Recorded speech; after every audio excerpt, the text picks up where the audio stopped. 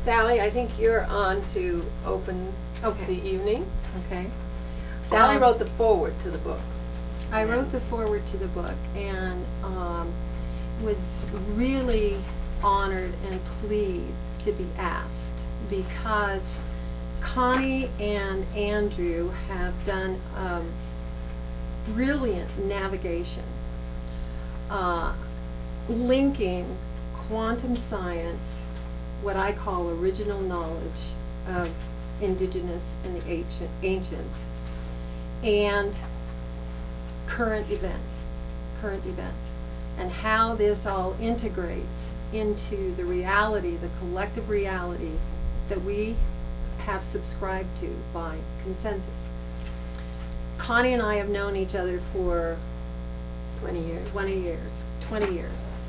And we, in the early years, we had a lot of time together, and she was on her journey to the center of reality, while I was out there working on environmentalism and all these different issues and passions that that were mentioned, and most recently climate change. And every time we got back together, it was like we had had a cup of coffee the day before, and we just kind of pick up, and we were in common cause, always in common cause. What was the true nature of reality, and where is and what is the real evolution of human consciousness?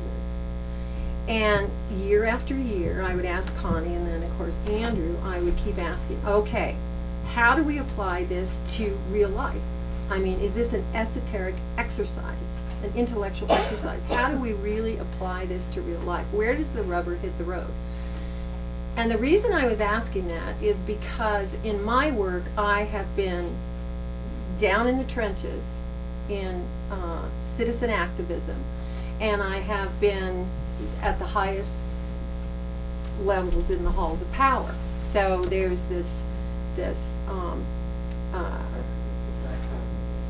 there's a dichotomy, yes, but there's also a huge span between the realities that are held at each end. And how do you migrate? How do you become a wizard in communicating and recognizing these realities? How do they all integrate? So so when she asked me to write the foreword, and I had been asking this question about where does the rubber hit the road, I'm now working deeply on climate change in many different ways.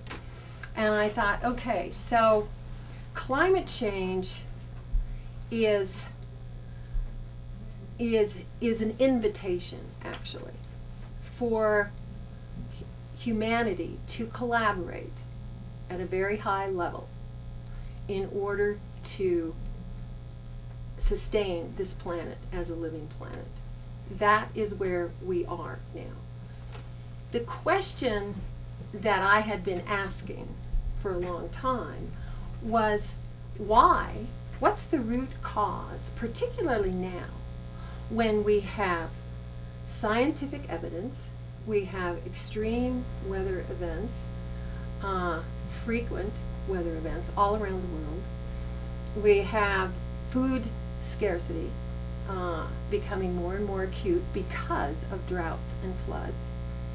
And yet, we continue to do what we are doing to literally ourselves. It's about saving ourselves from ourselves. So what is that root cause that we would continue on this trajectory? And in my work, I always wanted to go where Connie was going, is what is our true nature, and what are we not recognizing in our true nature that is not allowing us to be in a place where we would choose through free will a different reality, a different outcome. And so I'm going to read a couple paragraphs in the foreword because I had time to think about it, and it's better articulated than what I can do at the moment. But But in this inquiry, what I recognized is this is a very courageous work that these two have done. You know, as was mentioned in the introduction, this is a lifetime of exploration and inquiry and into this question. And the book, you know, when I was asking these questions, separate from but also with Connie, is why are we doing this and what is the root cause? Well, it goes down deep into separation, in that not recognizing the true oneness of everything, that everything is conscious, animate and inanimate, and the oneness is unimpeachable and uncorruptible. It is what it is the all that is. In coming into the human form, my own philosophy is, which is not articulated, I don't think, in the book the way I'm going to say it, is that fear and guilt and blame and scarcity thoughts, I believe, come from the birth process, because that's when we separate from the oneness that we were in, the original place that we were in. And then when we come through, I think that's why every human being on the planet has some fear. And there's also some forgetfulness. I remember my goddaughter was 5 years old, and we were on a camping trip, and we were hiking in the Flat Tops Wilderness. And we went out on this promontory, and we were sitting on this rock, and we just walked through this beautiful grove of aspen. And we were watching the clouds. The wind was powerful above, not where we were sitting. It was very still. And she looked at the clouds, and she said, "You know what? I'm forgetting God." And it's scary. 5 years old. Wow. 5 years old. Could you repeat that, please? Uh-huh. She said, "I am forgetting God, and it's scary." And I think that that's the process that a lot of us go through.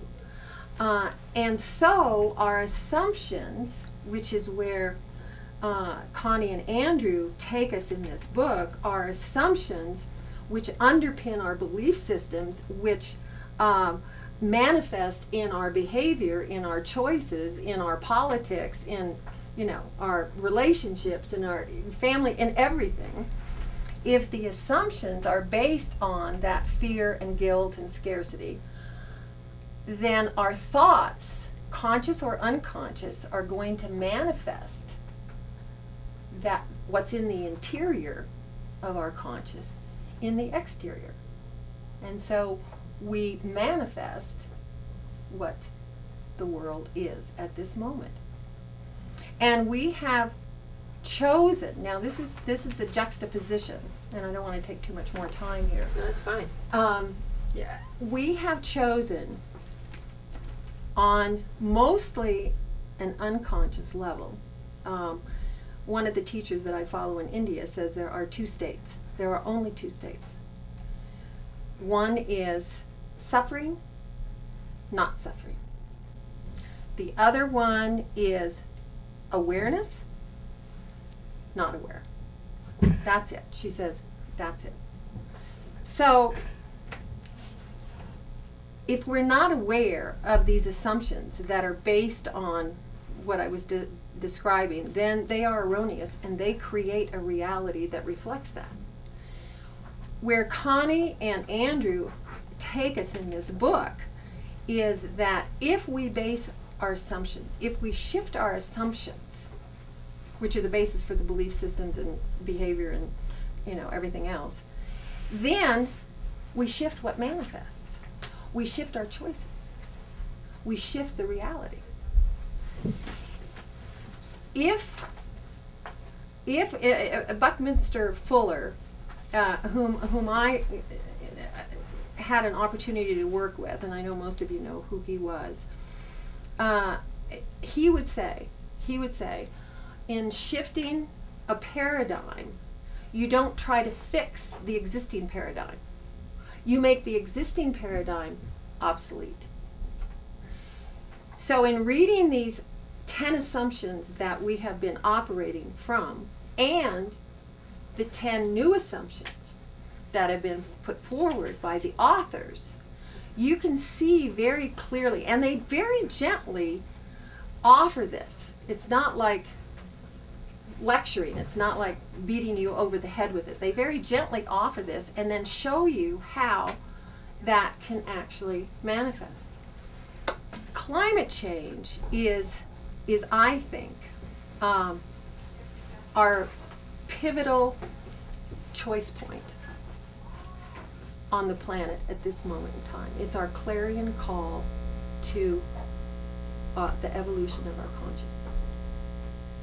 And the reason is that because no person, no human system, no natural system will escape the impacts. We are headed right now, we are headed for a 4 degrees Celsius increase in global climate temperature.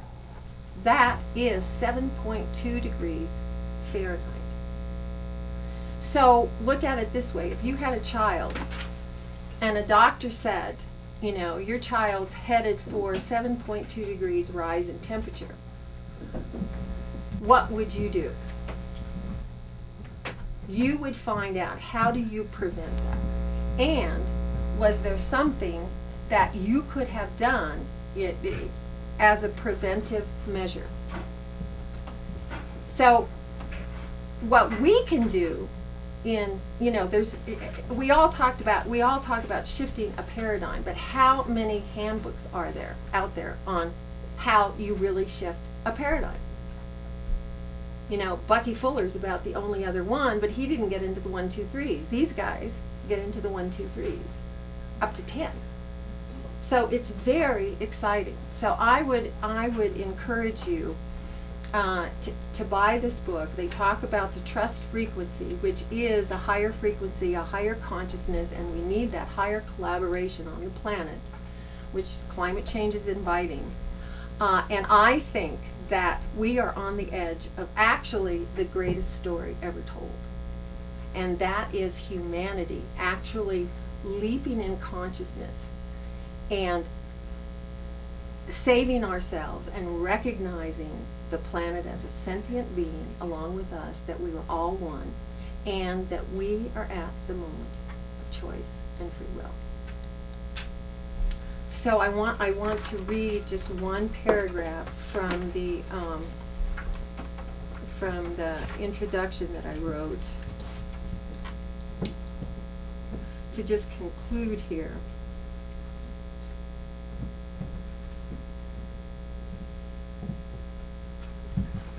Just a second, I'm sorry. There's so much good stuff in here, I can't find it.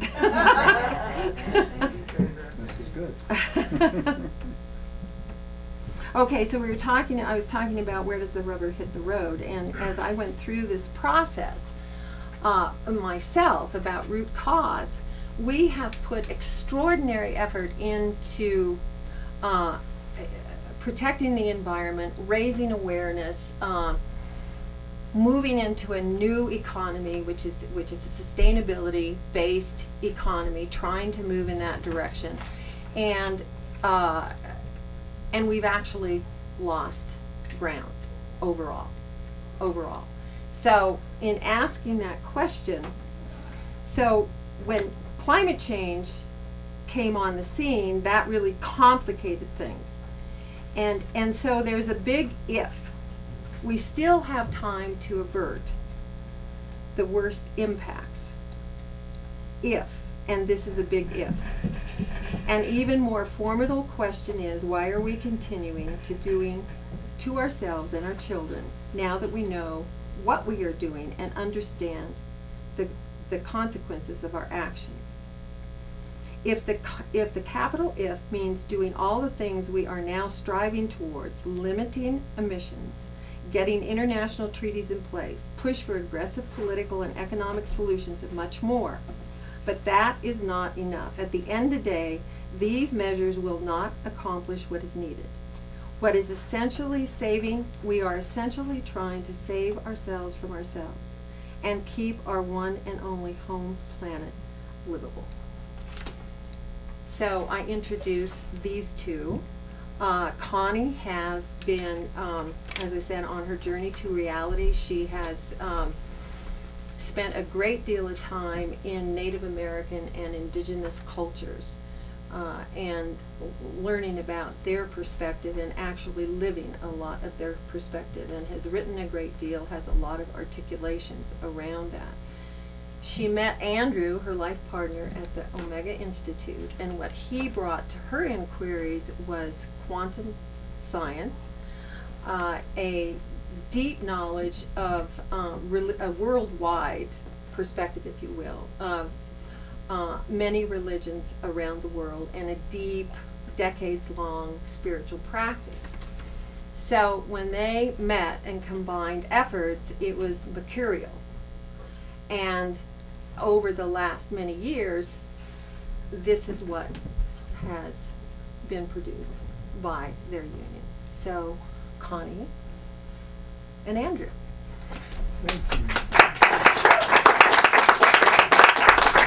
Well, that was brilliantly said. Thank you so much for brilliant articulation and visionary insights into the situation that humanity's facing. And I just want to say that in 1995, you can go on YouTube right now and find Sally and me and Wallace Black Elk and some other ladies on YouTube. And this is, I remember sitting in Grassroots and Sally saying, okay, Connie, how does this apply to the woman in the ghetto who's raising her kids? Okay, so from that day forward, I've made sure that what I do applies. How, you know, that we articulate it in a way that it applies. And in fact, my family, who've been players in the evolution of America, my dad, I just knew that I had to come up with some solutions. You know, I couldn't be busting this thing apart, this thing we call America. You know, I had to come up with, okay, how do we make it work? Okay, and that's what this is all about too. We do a lot of work around America and inspiring America to its highest and best place, because the founders of America had a vision for humanity that we would go to this place. And I believe we're going to do that very soon. So that's my gratitude to you and a little background of Sally and me. And so how do we want to start? Because Andrew, as Sally said, Andrew brought a tremendous amount of pieces of this puzzle that I've been piecing together here in the Valley. Many of you that are here tonight have been a part of this process as I was bringing Native American elders to the Valley to share their understanding of the nature of the universe. Because what they know and what their experience, these visionary shamanic elders who came into my life, shared a reality that I got it. This is the true nature of the universe. It's not a belief system. These people have two-way conversations with rocks, okay? If they can do it, we can do it. And there's something we don't understand. And so I was developing that, you know, very sort of narrowly in some ways. I mean, it's huge picture thinking, but somewhat narrowly with the Native Americans. And when Andrew came into my life, because he's from South Africa, he's known the Bushmen of the Kalahari for many years, and he's had an extensive experience with various spiritual paths and with the consciousness evolution in the West Coast in the 70s. And he just brought a huge construct to put this understanding of the trust frequency. The Native American, the indigenous cosmology is a trust-based paradigm, okay? It's about sharing. It's not about hoarding. It's about keeping a spin on the frog skins. Give it away, because it's a trust in there'll be more tomorrow, okay? The scarcity fear thing has gotten us hoarding and keeping and saving for a rainy day that puts us in a lower frequency. a lower vibration. So we've distilled some stuff out of our 136 years on planet Earth, Andrew and me, and we've brought it to you in this book, and it is rather unique. It's not a rehash. Somebody called we were on radio a couple weeks ago in LA, and one of the listeners called it a game changer. Okay, so it may feel like, oh, I've been a seeker forever, and I've had all these experiences, so, you know, here it is, oh yeah, it's a conscious, loving universe. Well, a conscious, loving universe. The scientists are talking about a conscious universe. Nobody's talking about a conscious, loving universe. If you hang around with some Native Americans, indigenous peoples, you get it. Everything is love. Everything has a spirit. Everything loves us. So we've just taken it a few steps further and brought you this this paradigm of we have definitions and 10 assumptions, and we'll share a little bit of that with you tonight. And I just wanted to let Andrew have a few words. All right, I'll see if I can get a word in. Firstly, thank you for coming, showing up. We really appreciate that. We're at Explore Books in Aspen, Colorado. I'm a relative newbie to this town, and I know many of you have been here for maybe all of your lives. It's a beautiful place, really special. Connie just said something, and I'm going to contradict that. She loves being contradicted. She said that science is recognizing consciousness. And I would say that the truth is that only a tiny fraction of the bolder, more speculative quantum physicists even recognize the consciousness, the inherent consciousness in the universe. Science has had a really hard time with consciousness. Science says consciousness, that's for the priests, that's metaphysics, that's not physics. So what this book does, it sort of rides that ridge between physics and metaphysics, between science and spirituality. And it sets out very intentionally to address a situation. I hesitate to call it a problem, but the great yogi, Yogananda, had no problem with the word problem. He said, there are no problems, only opportunities. So as Sally just said, as a species, we are right now confronted with the most challenging opportunity we have ever had put before us. We appear to be changing our planet as a result of our actions as a species. And it's easy to watch certain species in certain small environments bring about radical change. Go down to the Amazon and watch the army ants come through, or in Africa. They come through and they just eat everything before them, and there's nothing left. And they just keep on moving, and they sort of disappear again, but they come in these waves. We're a little bit like that. Why? Why would we behave like that? Because of our fundamental assumptions. I can summarize everything this book is about. You don't even have to spend the money on it. In 4 words, they were on a bumper sticker inside Connie's van when I met her in the parking lot at Omega Institute. She slid the door of her old Chevy van open, and right there it said, "Trust the loving universe." Trust the loving universe. The situation worldwide with certainly so-called developed nations is that we simply do not trust the loving universe. We don't. Why? We just don't understand it. We don't get it. We don't know that it is conscious, that it's aware, that it loves us.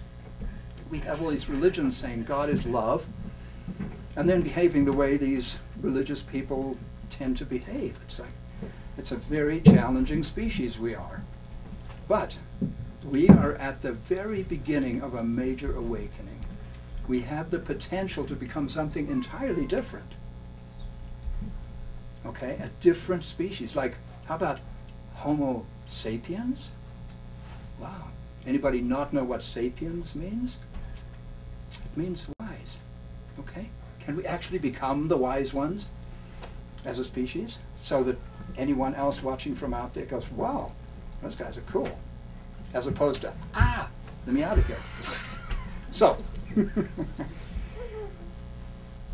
so the book sets out to address the specific situation that we humans, this species, is running on an outdated, screwed up operating system. Let's just use that metaphor. Your computer is doing all sorts of whacked out things. It's just not doing what it was designed to do. What do? You call up the guy, you say, what do I do? He says, you need the latest operating system. For humans, what's the equivalent to that? What do? You actually have to replace your operating system. What's the operating system? It's our thoughts. It's the set of assumptions, the set of beliefs, the set of opinions, if you will. It's that trivial in a certain sense. The opinion, for example, we used to think the Russians were really bad, scary people. They were the enemies. Now it's somebody else. We keep changing our minds, so it's like, it's not even deep, you know? We have these opinions, we spend billions of dollars dealing with fearful fantasies, and the planet is going to rack and ruin. So what's the solution? We've got to individually, personally change. And that's ridiculous. We've got 7 billion of us. How on earth are 7 billion of us how's that going to happen? One at a time. And it's going to catch fire. Because we live in a new era.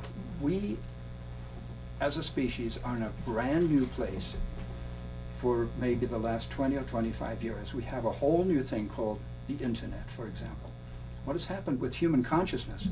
It's exploded to where I can email my best friend from South Africa from age 4 years old who now lives in Sydney, Australia, and who's a PhD, brilliant guy, with a question. I'll have that answer back in 3 minutes. Wow, that's an opportunity. We have the ability to spread ideas, and what we're talking about here is ideas. They're not new ideas, they're ancient ideas. If you go back to the Vedas 5,000 to 6,000 years ago in India, you'll find the identical ideas, the identical understanding of the nature of the universe and humanity's place in it. Go to the Bushmen of the Kalahari, and while you may not have in southern Africa the world's oldest people, while you remember the gods must be crazy? Anybody not know who the Bushmen are? Yeah. Right? Those beautiful little people. I've had the amazing privilege to spend quite a lot of time with them, and we don't even have a language in common, really.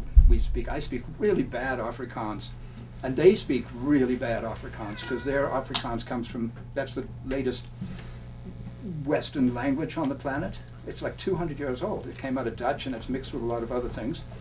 So the Bushmen speak a sort of 100-year-old Afrikaans, but we sort of communicate, but it's not about verbal communication. It's about a way of being. When you spend time with those people, it's osmosis. It just comes to you, through you. It's a way. And these people are so challenged. They have nothing, and yet they have everything.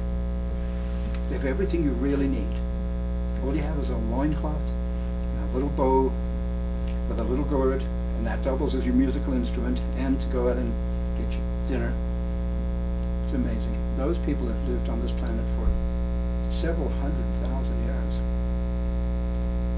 Don't imagine that they don't know everything about what it is to be human. Then we, Westerners, have a whole other thing to bring. It's not that we're bad, it's just that we're different. We're bringing something different. Each of us brings something, a piece of the puzzle, a facet of the diamond. And if you put all of humanity together and really mobilize our wisdom by changing some very simple beliefs. The first one, what were we told in high school about the physical nature of the universe? It's a machine, right? It's a whole bunch of atoms and quarks and galaxies and things obeying and disobeying certain laws that Newton figured out, and they didn't work when Einstein came along. But nevertheless, it's a machine. What if it's not a machine? It's a machine. It's not alive. It's not conscious. Doesn't even know you exist. And yet you're an inseparable part of it. Wow. What if it's completely alive, completely conscious, completely ever evolving? The whole idea that it's fixed. It's not. How can it be fixed? It started 13-some billion years ago, and it exploded into being, and it's changing all the time, as we're changing all the time. We just have to be sure in certain cases that it's changing in a way that seems intelligent or something. You know, our species may not be permanent. 99% of all species that have ever existed on this planet are long gone. Go dig up some fossils and check them out. They're gone. We may or may not be around in another 100,000 years or another million years. And in the big picture, I don't even think that matters, because it's a conscious, loving universe that's, it's a self, the universe experiencing us itself, and each of us is a manifestation of the universe experiencing itself. So let's do that right. Let's Andrew be the best Andrew he can possibly be. That's all I can do. And without shifting our assumptions, we can't go there. Because, and one of the titles of our talk was Healing the Split in the Human Psyche.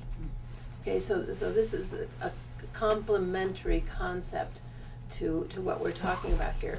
Because when Wallace Black Elk said, we are born knowing this much, and we narrow it down to this much, what we can see and hear.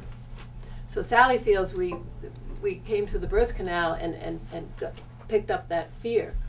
But really, on top of that basic separation is that when we opened our eyes and looked around to figure out how to survive, which is our job to do as a species, every species' job is to survive, we took on the assumptions of our parents, of our schools.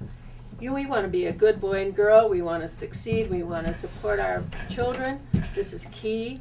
So we look around and we figure out how to survive, how to act so that we will fit in, which is contrary to our nature, because the systems we incarnated into are out of balance, because they were based on beliefs of our ancestors who were in fear and doubt. And I actually believe that the earth has been in a field of fear, that the dominant energy on the planet has been fear, and that all cultures, all cosmologies, no matter if you have a trust-based paradigm, I mean, the native people, if you listen very closely, and I was able to do this in my association with them, I heard their true cosmology, their true beliefs, but their behavior hasn't reflected that cosmology. No one's has. You know, we've had a few visionary prophets come and say, look, this is what I can see. This is how I'm living. Our authors, you know, our visionary authors, you know, the great, anybody who's truly achieved the status of greatness has seen this. But we think of it as fantasy. It's impossible. I have to live in the real world. I can't. You know, that's fantasy. So we had to split ourselves in order to survive in this world. So we're walking around with these split personalities, and I don't know if you've ever seen the film The Mask. You know, Jim Carrey. You know, the big question is, well, shall I go and put on the mask to meet this woman, or shall I be really me? And this was the whole theme of the film. And what did the answer was, be both.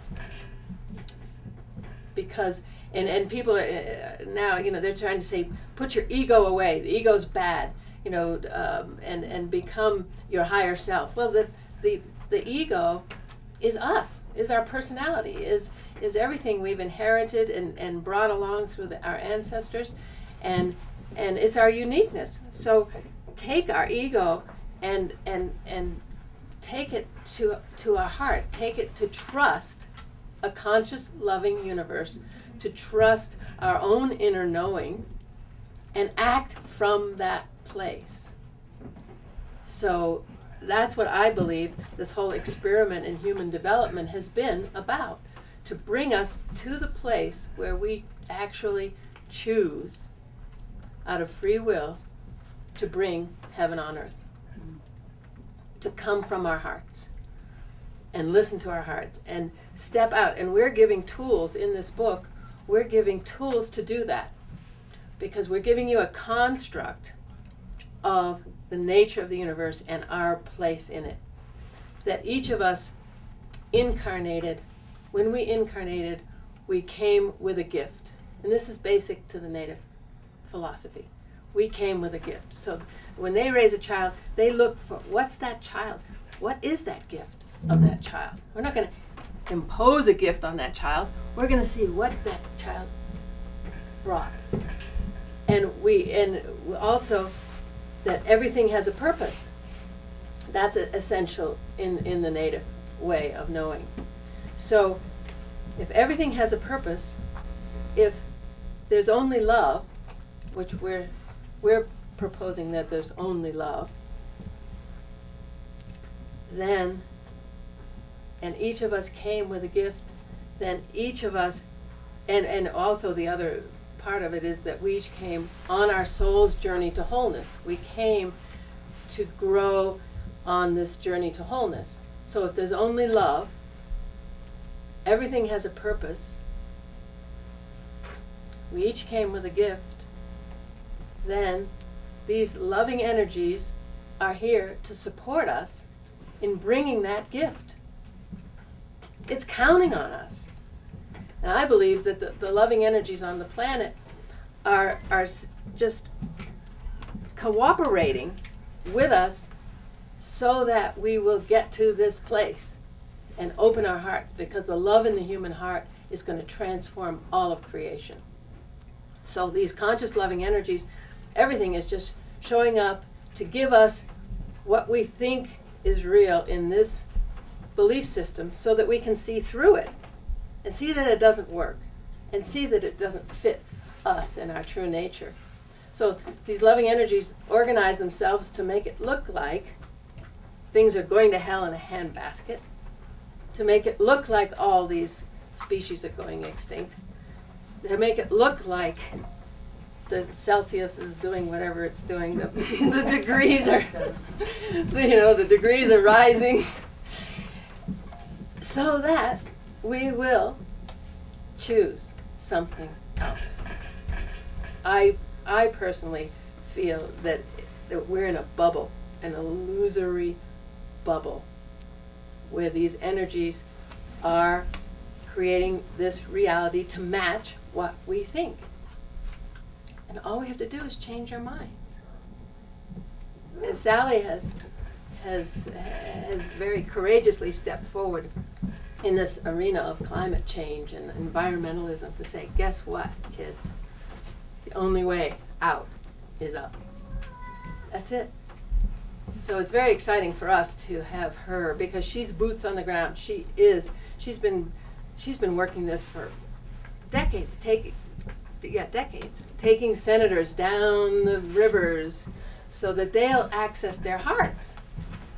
That's the only thing we can do, is access our hearts and act from that place. Period. So that's my yeah. If you think about it this way, we have been taught about survival of the fittest. We've been taught that competition is what creates that paradigm of survival of the fittest. Darwinism, however, has been challenged now, is that it's not competition, it's cooperation. And that is the ultimate impulse of the true nature of the universe. So an example would be that you have a herd of elk and you've got predators. Let's say you have wolves, and the wolves go after the young, and the wolves go after the weak or the sick or the old.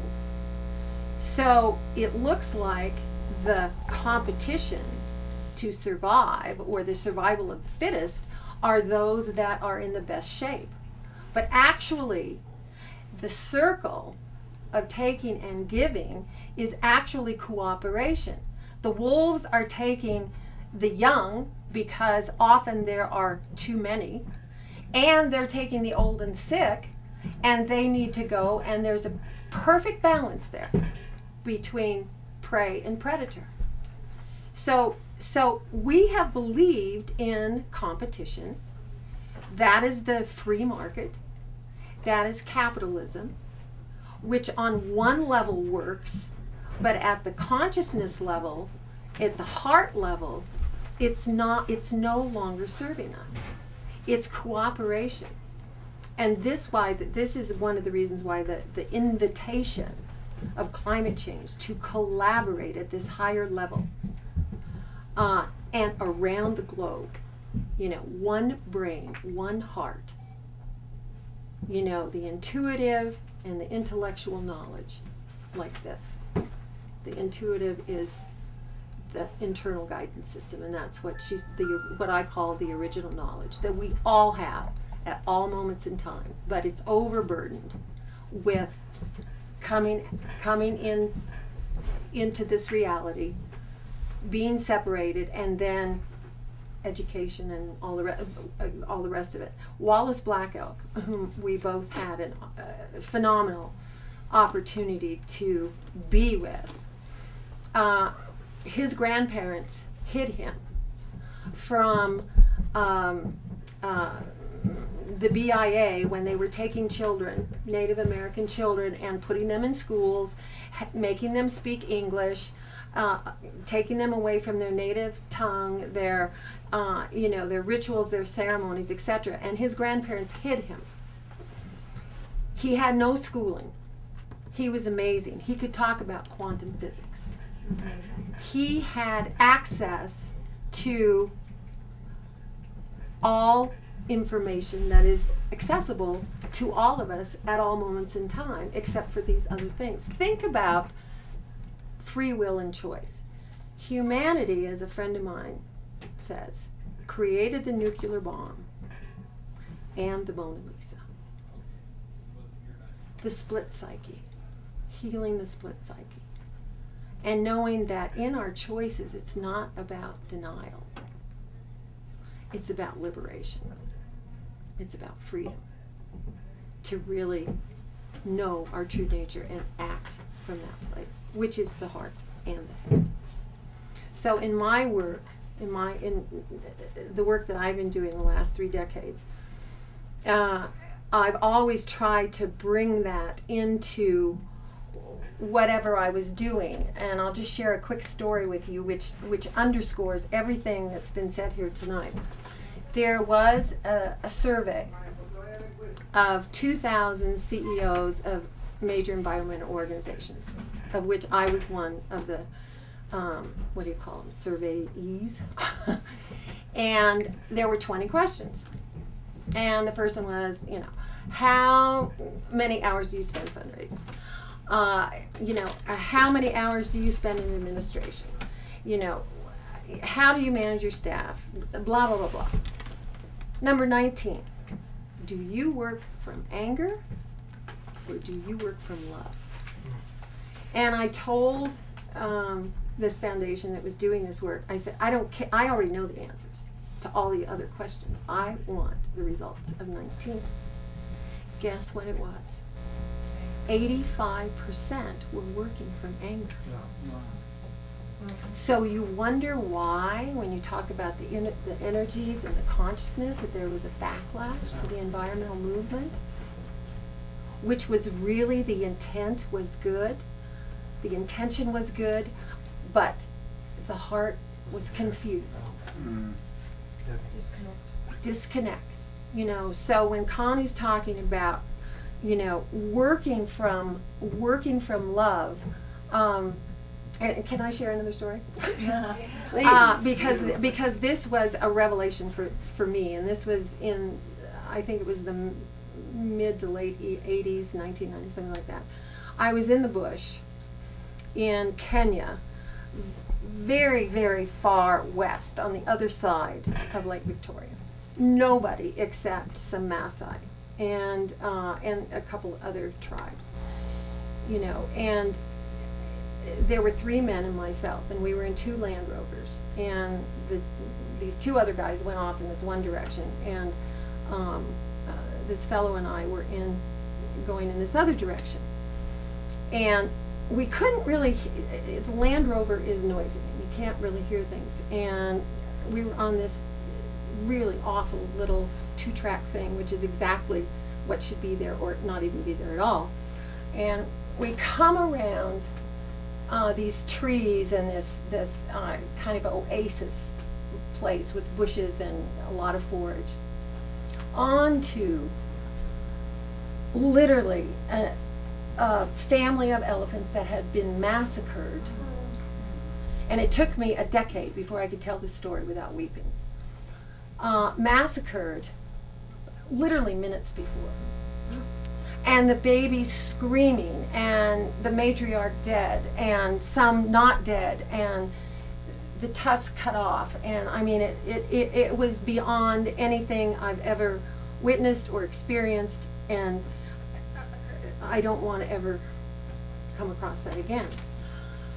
But what happened to me at that moment, I thought, if I see these guys and I had a gun, I'd kill them. And then something just, poof, just switched in me.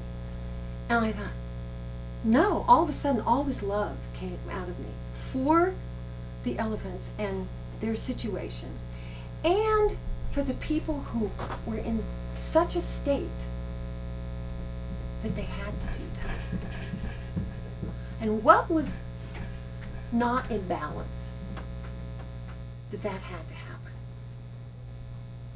So that took me to a place, I mean, I've always worked from love, but at that one moment I went deep into hate and anger, and then I popped out of it, and ever since then, in the inquiries, in the work that I've done, that, you know, that your intention never changes, but where you come from has to be clean and clear and full of integrity and full of love, and that changes the outcome. Can I pick up from that? Yes. So that's exactly the point. How you respond is so dependent upon your inner belief system, on the way you know things to be. And that's what the trust frequency work entails. Figuring out what it is. We took on these beliefs when we were little children. We inherited them from our parents, who took the same beliefs on from their parents when they were little children. They went deep into our subconscious.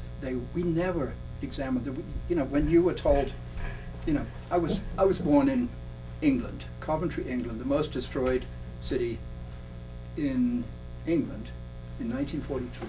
It was a pile of rubble.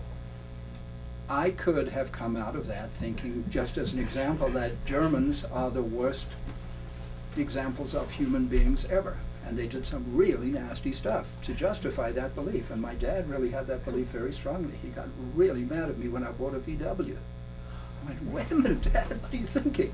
Years later in South Africa, crazy. So these things are deep, and they govern our actions, which are only the outward manifestation of all that stuff that goes on before we take an action. So I want to just put the trust frequency, this concept that we're putting out, into its historical human context, because it's not new, and yet it's brand new. I think we've got a brand new articulation and a brand new way of getting there that's different from anything I'm aware of. You said Bucky Fuller had something perhaps like that. Well, she called it the 1, 2, 3, all the way up to 10. So the Buddhists go on their path in search of something called nirvana. What is nirvana? Sat down with a beautiful Tibetan from Nepal who visited us in Arizona. Said, what is nirvana? He said, it is liberation from fear. See, it's not some pie in the sky thing. It's not some, oh, I'm going to be this enlightened person, and you can see the air under my feet. I'm simply going to become fearless, because I know, I trust that whatever it looks like out there, firstly, I'm responsible for it, even though that's hard to accept sometimes. And secondly, I trust that it is right. that there's nothing in the universe that can actually be wrong. That's sort of a mental judgment we've made up. That everything in the universe is, in fact, this whole thing that we call the universe is actually a manifestation of love with a capital L. Not love, you know, oh, you're adorable, what are you doing tonight? Not that kind of love. Or the love I have for my little granddaughter. It's a completely, profoundly unconditional love, and you need to go, I'm not going to get deeply into that. But there's something going on right now in our species. It was predicted by Teilhard de Chardin. Anybody not know who that gentleman was? So he was a Jesuit priest about 100 years ago who just, he was a visionary. And he painted this picture of something that was going to occur sometime in his future, which is our present, that he called the omega point. Something like a critical mass of consciousness would be reached. And as a species, we would elevate to a new vibratory state, or in however you want to express that. Well, now, science looks at that askance. Science doesn't. Science, every scientist I'm aware of thinks that's except for a very few exceptional people, they think that's ridiculous. And yet they say, but we did that in the past, but we're not going to do it again. We used to be apes and now we're people, right? And now we're people and we're never going to move to a higher, excuse me, why? If there was that kind of shift in the past, why shouldn't there not be that shift in the future or right now? People like Barbara Marx Hubbard are talking about this idea now. It's a pretty new idea, I think, of conscious evolution. That we ourselves, our species, is a work in progress. It's not finished. Once we sort of awaken to that fact, we can, and then we use this kind of information to go into ourselves and become a person of a higher vibratory state. And every spiritual practice has been actually dedicated to that, one way or the other. I did a lot of Sufi work, and a lot of those Sufi practices had to do with getting you out of the illusory state into the state of reality. It's the same thing. Every one of the spiritual paths, and they've been co-opted by, you know, you can look at the religions and go, oh, right, but, you know, don't throw out the baby with the bathwater. There's something profound there. Someone like Jesus was an extraordinary way shower of how we can be, as was Buddha, as was John Lennon. It's not, doesn't have to be thousands of years ago. It can be Connie's 3-year-old granddaughter who I spent time with yesterday, and she's like, wow, I want to be like her. So just in context of what we're calling the trust frequency is that state that has been sought by humans, and the world is filled with seekers. Let's have a world filled with people who have given up seeking. What's the point of spending your whole life seeking? I want to find. I want to be a finder. I want to know that I sought and found, and here I am. We can do that. We actually can do that. And this trust frequency, what Henry David Thoreau said something very key to this whole evolution of these ideas, and I want to tell you that. He said, when one walks confidently in the direction of his dreams, okay, walks confidently in the direction of his dreams, acts in trust, he will pass certain boundaries. He will experience a success unexpected in common hours. We can't even imagine what it's like, okay? The laws that apply to him will be expanded, or new laws will be made in his favor, and he will live with the license of a higher order of beings. Okay? Who said that? Henry David Thoreau, in the conclusion to Walden. It's fairly easy to find. Just go to Walden and it's a conclusion. I learned this at least by my experiment. Okay? So what he's saying is that when we move into a higher frequency, the laws are different, and we individually can change that. I'd love to hear you say the David Thoreau.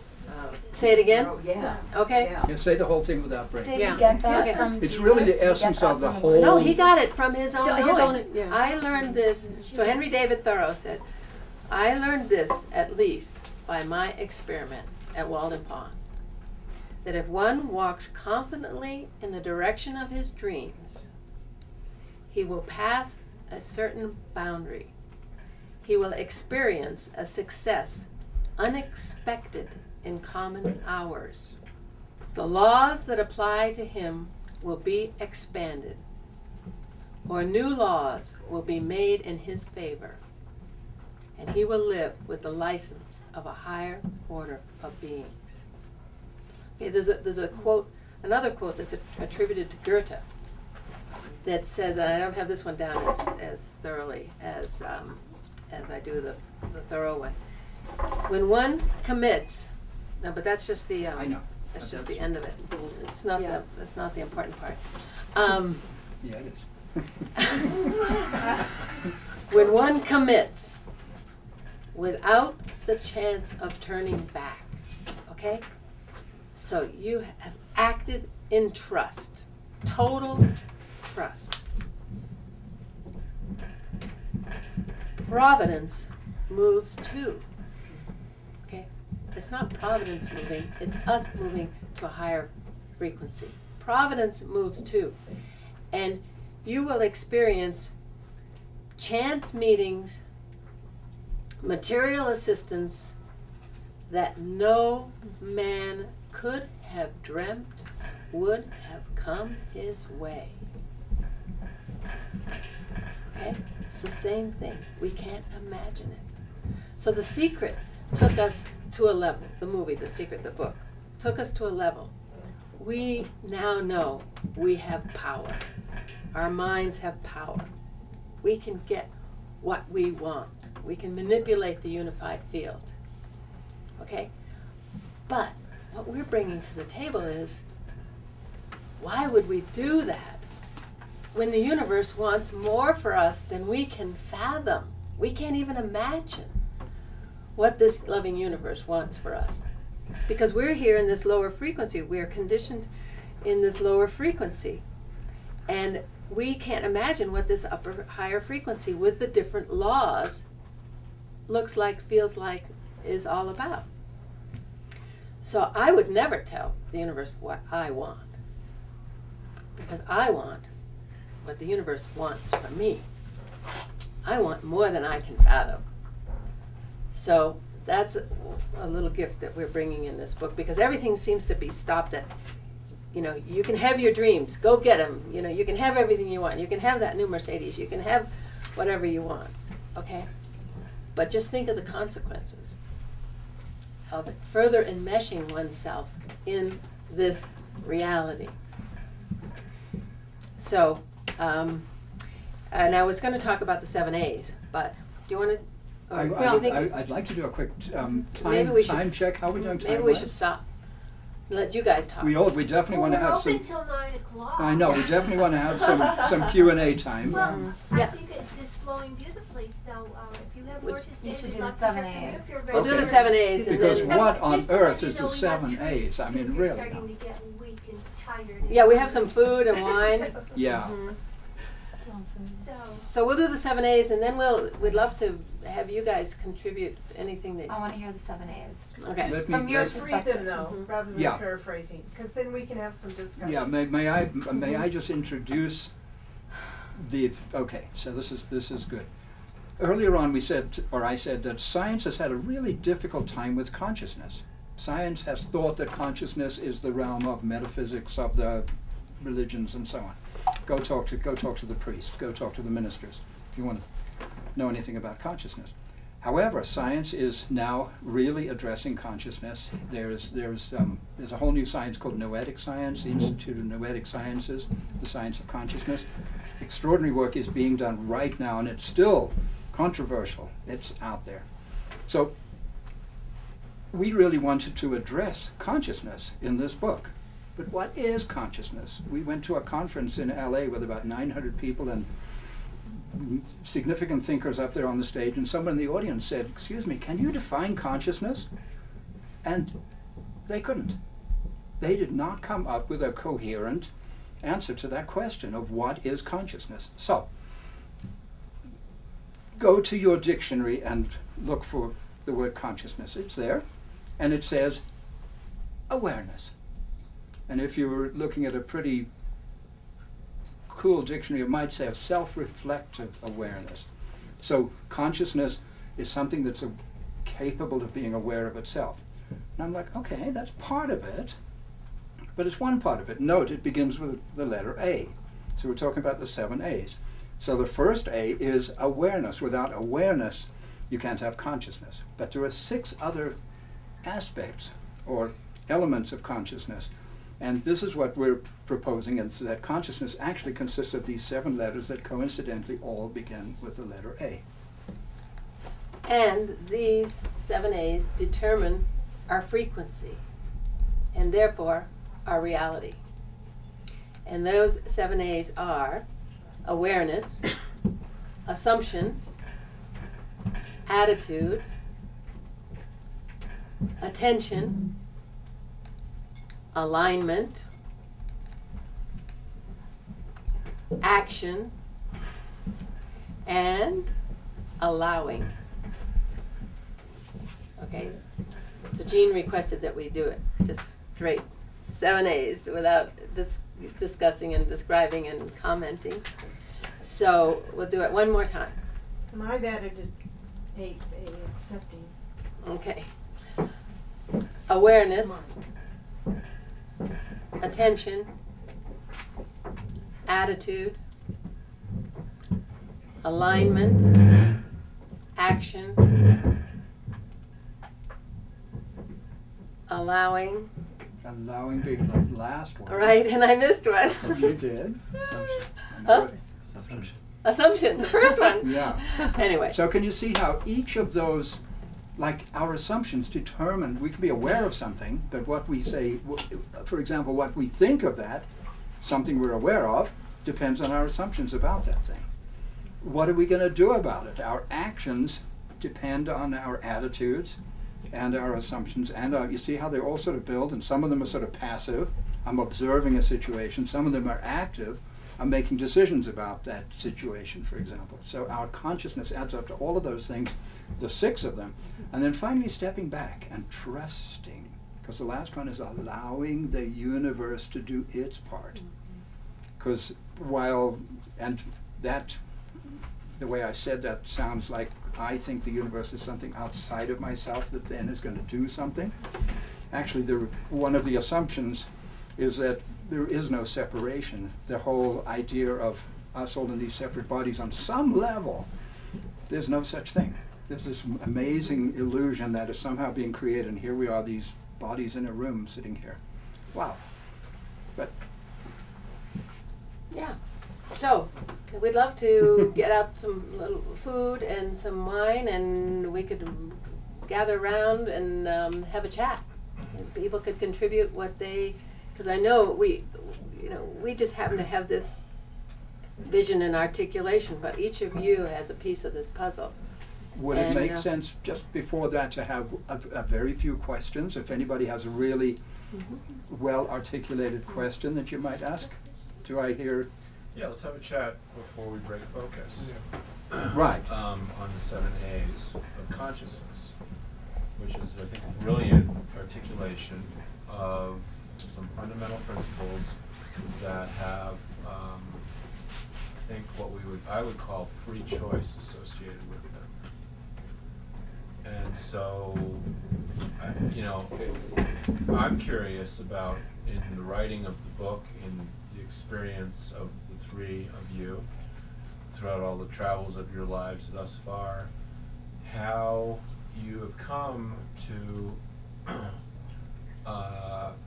begin to connect the 7 A's, the awareness with the assumption, with the allowing, the others that I can't remember right now.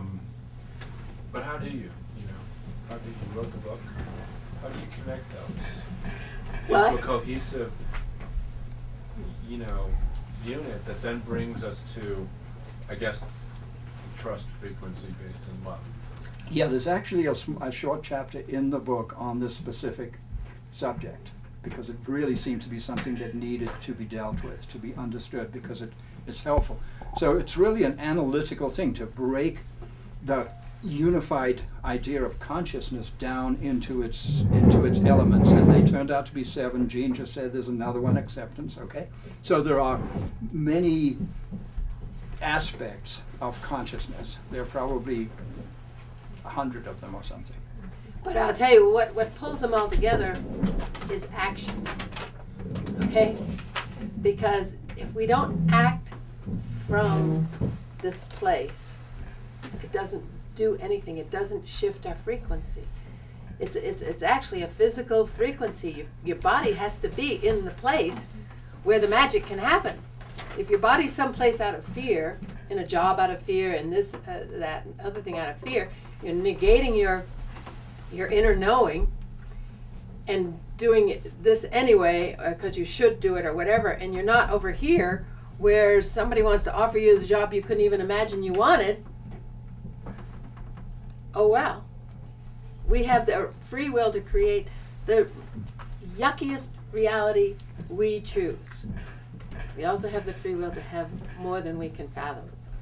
Did you want to say something? Well, for me, the shorthand of this in my own life has been trust.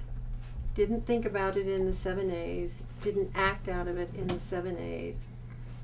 It was a knowing, is trust in the process of life.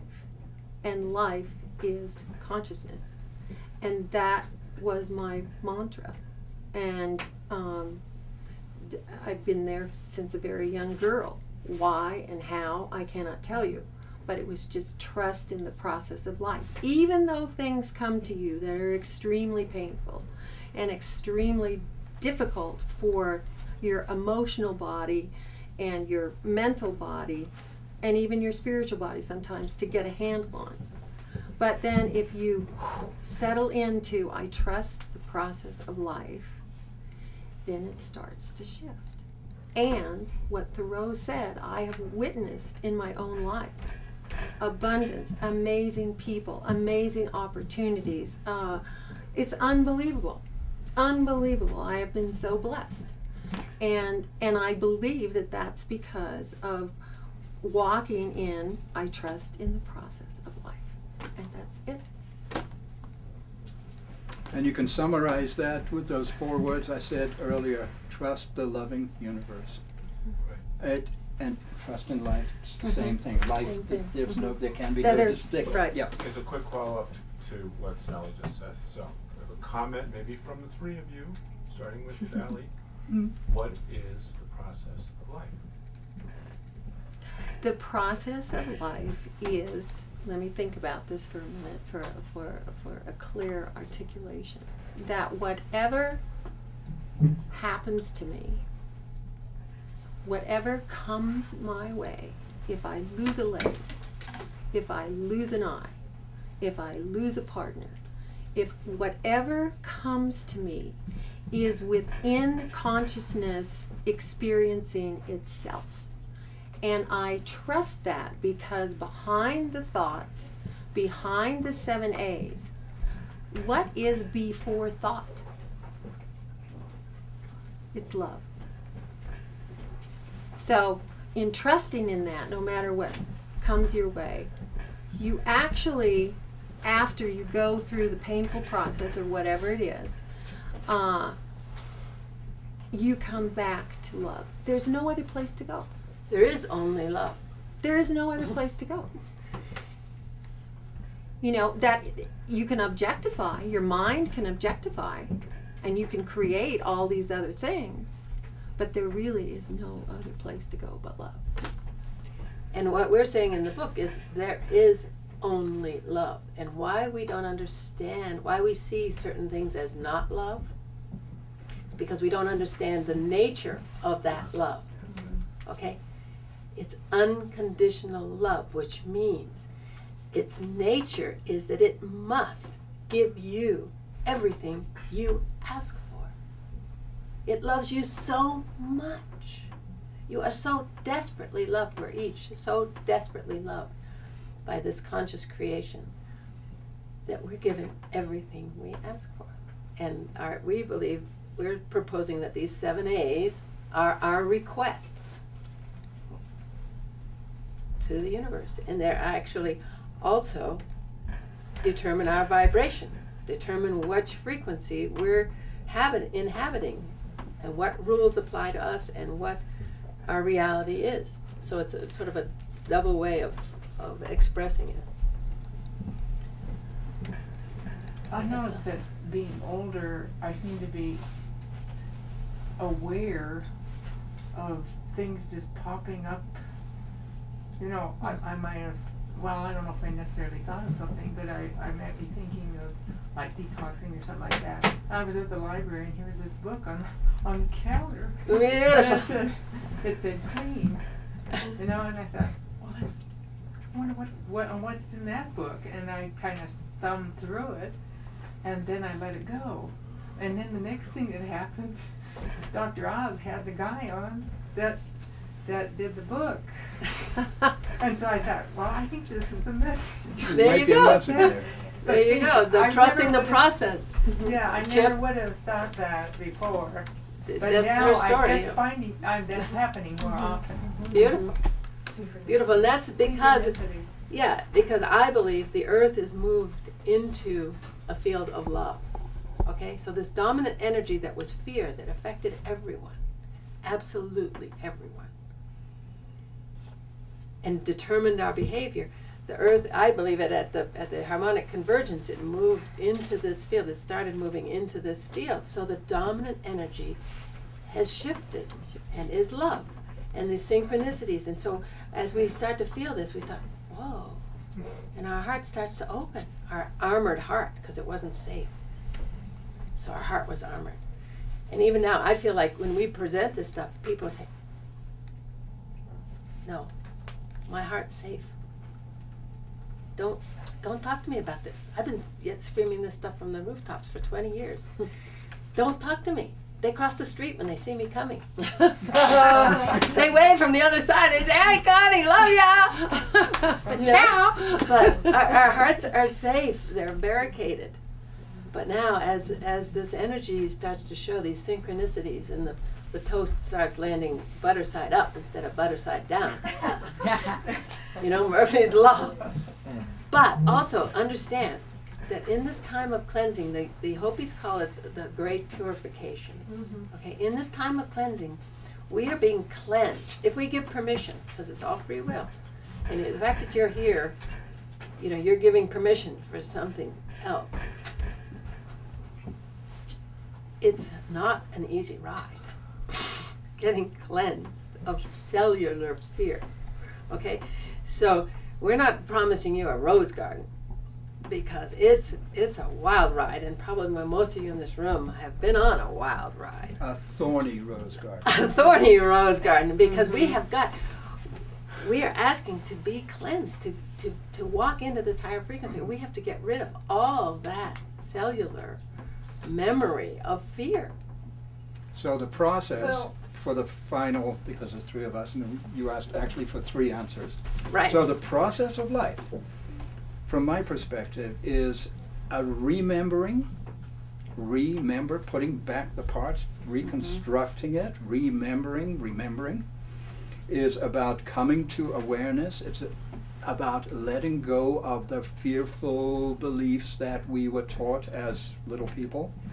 It's about walking through this world in a state of trust. And that's the same thing as walking through this world in a higher state of consciousness. Anybody old enough here to remember the 60s? I think so. Remember the good vibes and the bad vibes, right? It's that. It's exactly that. It's not necessarily that you can measure and we're on some kind of frequency thing and you can look at this little readout. It's that we are in a higher vibe. We're in a state of trust, which is identical to being in a state of love. So our process is to realize that we're madly in love. There's no other place to be other than in love. It's another way of expressing what Sally just said. There's no other place. The universe is love and you can't leave, so here we are. Might as well take it. And Wallace Black Elk said, man, see, I knew there was something coming on this planet that's never been on the planet. And after a sweat lodge one night, he said, man has doubted the Creator since the beginning, and that doubt has plagued him. It was in that moment that I knew what was coming on this planet that's never been here. Trust. Do you think that this fear that you say we've been in, that shifted, has been enveloping this local part of the universe from the beginning? Or is it just this last age, or do you have any theories about that?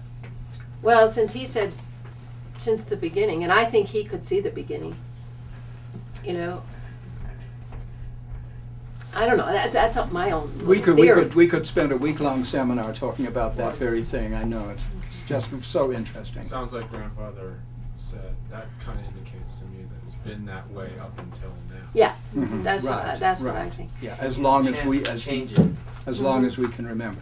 Any Well, other? Yes. Hopi, Hang on, Jean. There's one right behind you, and then Jean. I just wanted to reaffirm with what you were saying, since you're from South Africa, and Nelson Mandela's 94th inaugural speech was one of the most powerful things I'd ever read, and I just recently rediscovered it, and I've been sending it to friends, and it's exactly all about this, and I thought you could, being from South Africa, so appreciated, and of course, look at the path he walked to get to his enlightenment, where he said, no, we are to be all of that light and love. Who are we not to be? That's what we were born to be.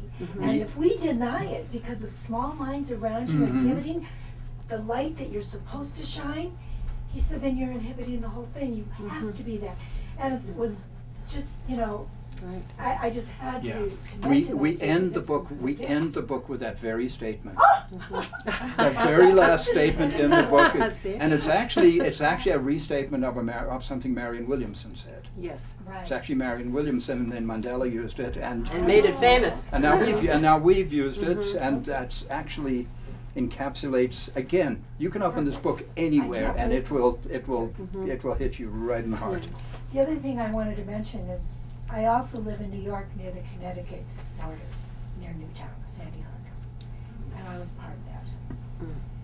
And I will just tell you, the universe has cracked open with love and forgiveness and such a high vibration.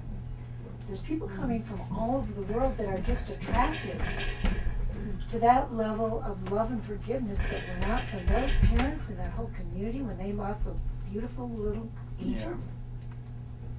They were all 6 years old.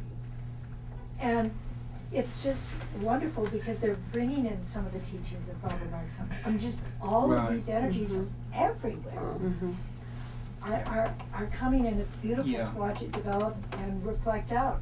Whether they're bicycle tour to the White House on the gun control, they're just saying, we're going to make a stand on this no matter what. But stay at that high vibration. And you go there, and it's just amazing. Thank you. I believe that's Thank what you. 9/11 was. I have a Yeah. whole theory on 9/11, that it was about the opening of the human heart and the rebirth of America. First we had to go through the fear. Anyway, Jean, what were you going to say? Hopi.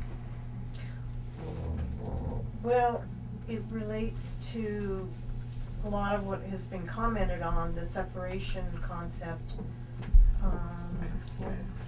And to me, there's no mistake that you've used Kokopelli as your symbol on the front cover, because the Hopi prophecy and its short version, as I understand it, is that there was a time when two-legged men, women, the two-legged of all the beings, the creatures on the earth, separated, went a separate path. And in doing that, lost harmony with an understanding and appreciation for all that creation was. And that these sentient beings that we are, but also the four-legged, the one-legged, the water people, the winged ones, the rock sisters, all those sentient beings are still on the path of harmony. And that it is the two-legged that went up. I watched Thomas Benyonica give this presentation many times, that went up this other path and lost their way, and that there is a time and place, because the prophecy talks about this, that we have an opportunity to come back to harmony. And see, this is like breakdown, breakthrough time now, this Celsius change in our environment. And I think the the thing that'll bring us back is love, but in a higher vibrational level, and trusting that it is all good, that all is good. But it's in going to the 7, or as I have made it for myself, 8 A's. To me, it's the action that I have to be careful of, because I have to make sure it's fueled by correct attitude, correct assumptions, correct alignment. All of that has to be really clear and really in harmony to come from there before I take any action. And that's exactly what absolutely. Sally said And earlier. that's- Sally's talking about this extremely high level of human collaboration that it's going to take. This is going to be very interesting to watch the next 20 years approximately of the fundamental changes that have to happen within the human beings who have created something, who can now recreate it. And the action can be a silent action. It can be prayer, thought, meditation, action, as opposed to going out to an activity, which I was pretty regularly participating in, activist activities in the community. Then I step back to say, there's another way to do that same activity at a higher vibrational level, and that's where I want to be, as opposed to standing there with a sign that says, know this or know that, or you know, stop polluting the water. I can pray about that and do something, I think, more effective through prayer, thought, meditation to take the action. So that could be my action. Yeah. Yeah, absolutely.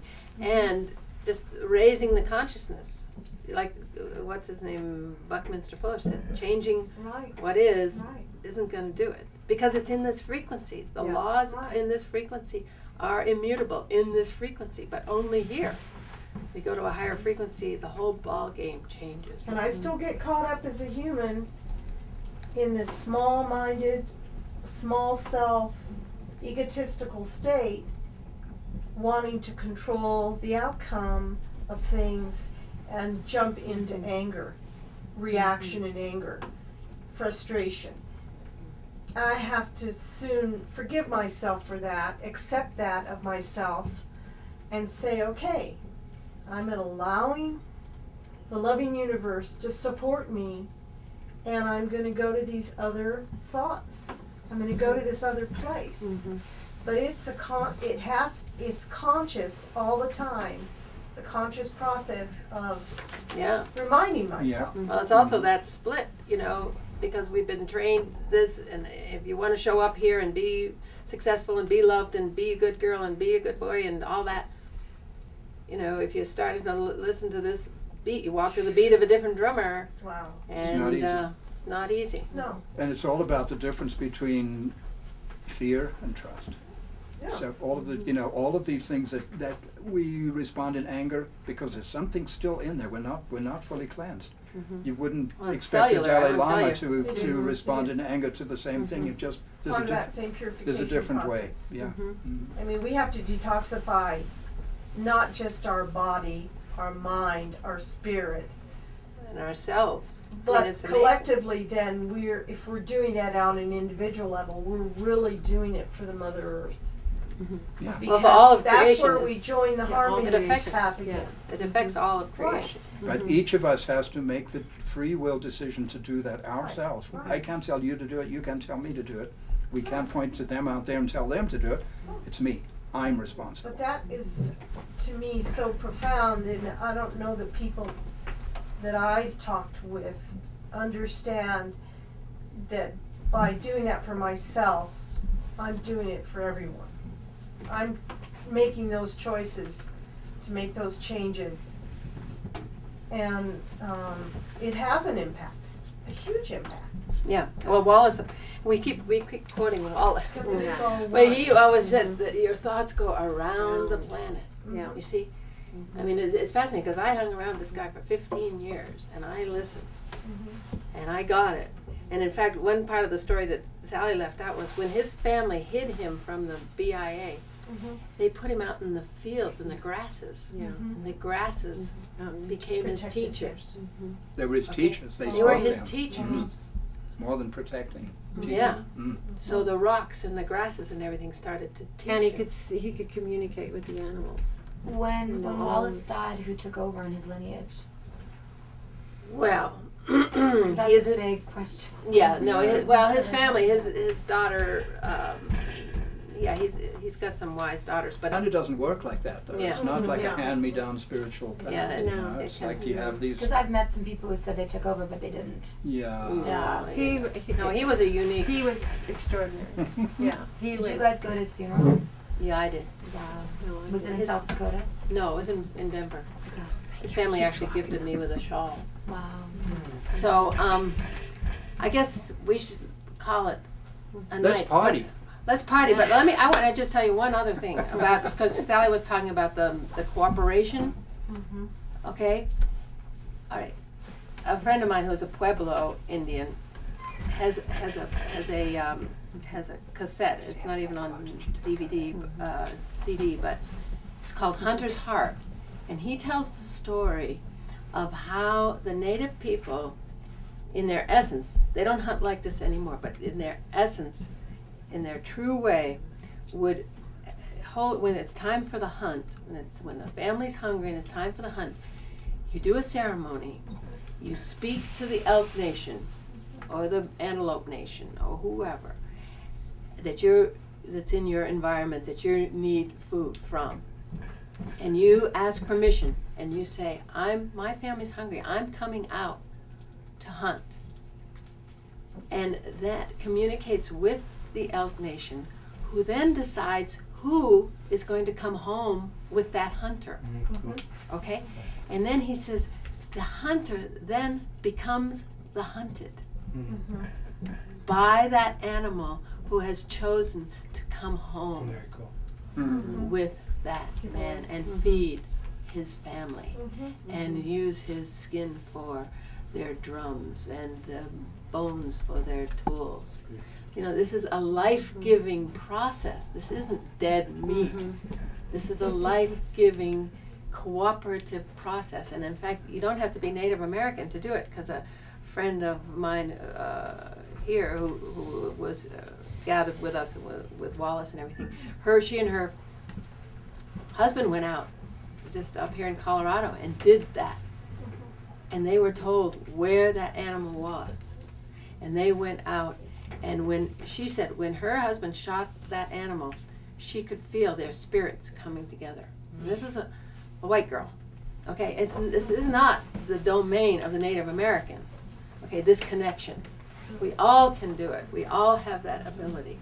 Just that was their job, to keep that connection for all of us, so we could see it and understand it and know that it's possible.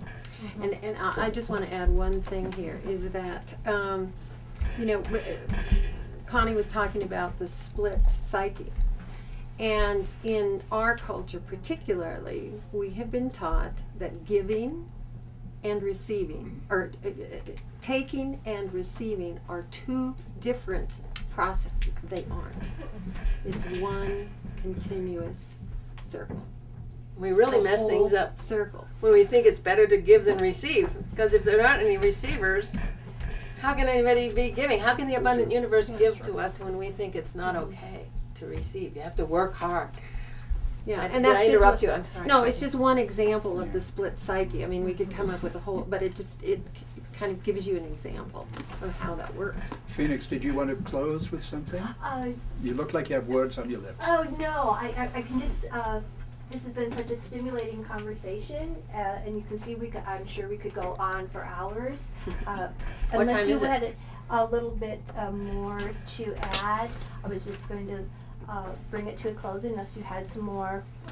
Let the We people know obviously that we they could go on have. for a very long time. Yeah, that's right. The books, there are signed books up at the counter for sale, but if you want some special endorsement in your book, they're happy to do that.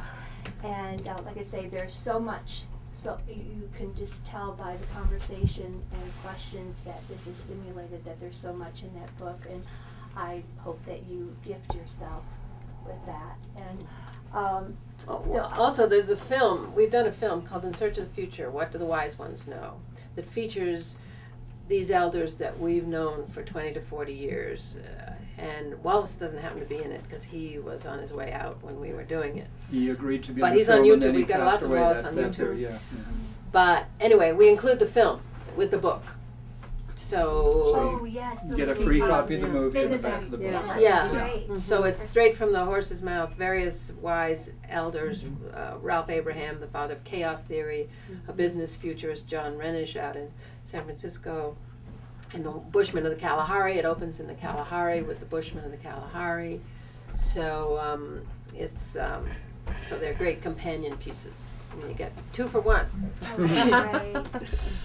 Well, Connie and brought refreshments, so if you want to stay, we're going to bring that out, and some wine. And so thank you all for coming. This has just been so wonderful to just shine your light and trust.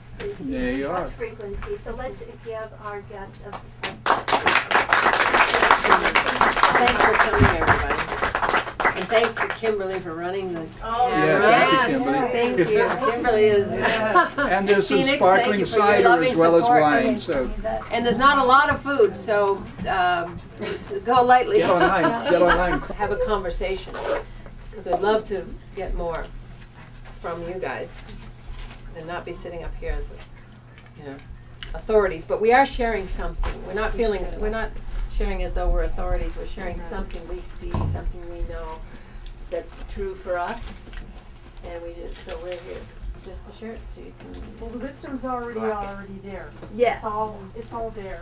We Yeah. just have to tap into Yeah, it. and we're just You're reading articulating it. it in a certain way. Right. Yeah. Mhm. Right. So thank All you, right. Sally, Thank for you. coming. Yay. Thank you, everyone, for Thanks. being here and listening and being part of the conversation. It was really rich. Thank And it'll you. be on YouTube, so you can Cool. send your friends to it and do whatever Yeah. on the trust frequency.